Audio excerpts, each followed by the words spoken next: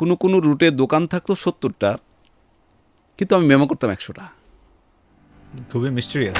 আপনি কি টার্গেট আসলে অ্যাচিভ করতে পারতেন? অবশ্যই, সবসময়। সব সময়?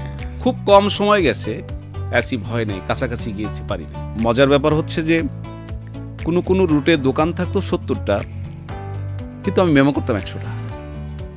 খুবই মিস্টেরিয়াস। 70টা দোকান কিন্তু ম্যাম জি। কিভাবে সম্ভব? আমি যখন যাইতাম কাগজে কলমে সত্যি রুটের দোকান হয়তো 70টাই ছিল। তো আমি এই 70টার মধ্যে অনেক ট্রাই করতাম, 70টা কিন্তু মেমো হইতো না। ওখান থেকে হয়তো 50টা হইতো, 20টা মিস হইতো। কিন্তু এমন কিছু দোকানকে আমি দোকান মনে করতাম যেগুলো আসলে দোকান না।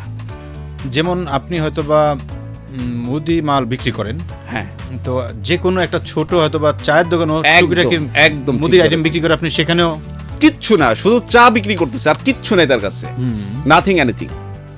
ওর কাছে গেছি, বোঝাইছি, কারণ ও তো কোনোদিন একজন সেলসম্যানের স্পর্শ পায় নাই, সংস্পর্শে কেউ আসে নাই। ওকে যখন 2 মিনিট পড়াইছি, পড়ে গেছে।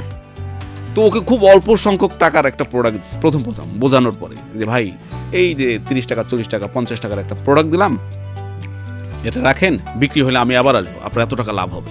এটার পাশাপাশি একটা অতিরিক্ত বিজনেস, চা বিক্রি করলেন, কেউ যদি খাইলো না খাইলো নাই, আমি তো আসতেছি। তো আলটিমেটলি পরের সপ্তাহে যখন গেছি, যে দেখছি যে অর্ধেক অথবা তার চেয়ে বেশি সেল হয়ে গেছে, তখন আমি একটা সূত্র পেয়ে গেছি। ওকে আবার বলছি, ভাই দেখছেন তো বিক্রি হয়ে গেছে। তার মানে আমি আরো 3টা দিতে পারি আপনাকে। তার মানে আপনি ফ্রুটও বিক্রি করতেন ওই সময়টাতে, বা অন্য কোনো আইটেম? না, তখন ফ্রুটও ছিল না, তখন হচ্ছে চানাচুর ছিল, তখন হচ্ছে ডাল ভাজা ছিল, বাদাম ভাজা ছিল, ওইগুলোকে বিক্রি করতেন এরকম করে? মিল্ক ক্যান্ডি ছিল, রাইট। তো ওই প্রোডাক্টগুলোকে আমি ওর কাছে বোঝাই দিতাম। দেওয়ার পরে পরের সপ্তাহে আবার দেখতাম সে কিন্তু তখন ট্রেডিং দোকান হয়ে গেছে আমার, যেটা আগে নন ট্রেডিং ছিল, অর্থাৎ এই আউটলেটের দলভুক্তই ছিল না। ওকে। আলটিমেটলি তখন ওই যে বললাম আমার 70টা দোকান কিন্তু 100টা মেমো করতাম, এই রকমের দোকান আমি তৈরি করে ফেললাম প্রত্যেকটা রুট থেকে প্রায় 30-40টা। যদি বলেন আমার সাকসেসের রহস্য কি, এটা কেউ করে না, ম্যাক্সিমামই করে না।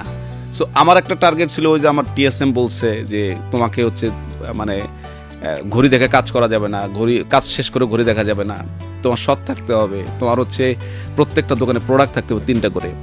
তো আমার এই সমস্ত কাজের কারণে আমার টার্গেট কখনো মিস হয় নাই।